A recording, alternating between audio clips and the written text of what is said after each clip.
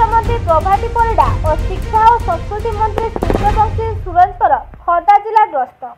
ओडिशार उपमुख्यमंत्री प्रभाती परिडा एवं शिक्षा क्रीड़ा युवसेवा ओडिया भाषा साहित्य मंत्री सूर्यवंशी सूरजकर खर्दा जिला पर्यटन स्थल यथा बरुणे खटागढ़ एवं अट्री और हटकेश्वर मंदिर परिदर्शन कर यार उन्नयन पर आलोचना करिसेंति।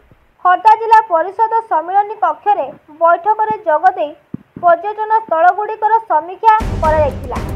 एथिरे खर्दा विधायक प्रशांत जगदेव, पर्यटन विभाग निर्देशक सचिन रामचंद्र यादव, स्वतंत्र सचिव बालमुकुंद भूया, सांस्कृतिक विभाग निर्देशक सचिव इंडियन ऑयल निर्देशक अतिरिक्त जिलापाल साफल्य मंडित प्रधान, उपजिलापाल दीप्ति रंजन सेठी, विभागीय अधिकारी, राजनैतिक दलर कर्मकर्ता प्रमुख जोगदेइथिले। इंडियन ऑयल 195 कोटी पांठी सरकार प्रोत्साहन स्वीकृति अच्छी, जार पांठी आउरी बढ़िबो एवं एहाकु एक श्रेष्ठ पर्यटन स्थल में परिणत करने चेष्टा कराजिबो। पर्यटन भित्तिभूमि राणी पोखरीर पुनरुद्धार करिबो बोली उपमुख्यमंत्री घोषणा करिसेंति।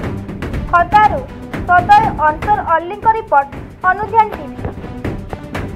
बजेट रे माननीय मुख्यमंत्री घोषणा करिसेंति जे संस्कृति विभाग जो कर्पस फंड 200 कोटी टंकार घोषणा करिछि ता भितरे गोटे बिंदु है खोर्धारे पाइक स्मारकी विद्रोहर निर्माण।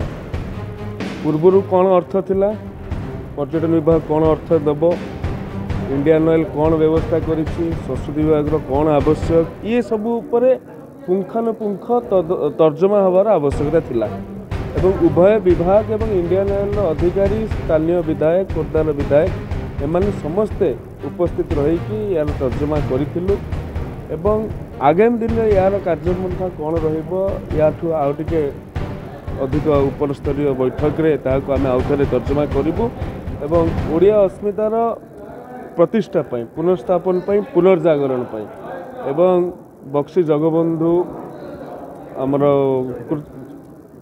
जयराजगुरु, पिंडिकी बाहुबलेन्द्र, कृतिवास पाठशाणी एमानंकु केवल भारत नुहे विश्व जानिबार आवश्यकता है। एमानंको संघर्ष, बलिदान, स्टैच्यू ऑफ यूनिटी आम कले, स्टैच्यू ऑफ सैक्रिफाइस कथा कहीं चिंता न करि परिबा। धन्यवाद।